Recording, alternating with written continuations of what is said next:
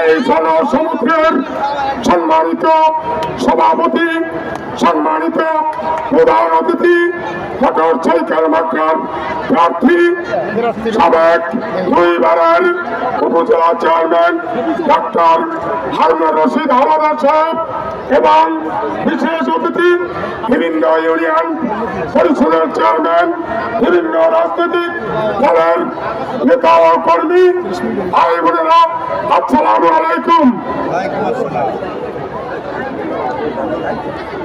একটি কথা মনে রাখতে হবে, আগামী 9 তারিখের নির্বাচন, সেই নির্বাচনে থুমকি উপজেলা জাতীয় পার্টি এক এবং অভিন্ন, সেই থুমকি উপজেলা জাতীয় পার্টি আপনাদেরকে সর্বাঙ্গীন সহযোগিতা করে আগামী 9 তারিখে মোটর সাইকেলকে জয়যুক্ত করবে ইনশাল্লাহ।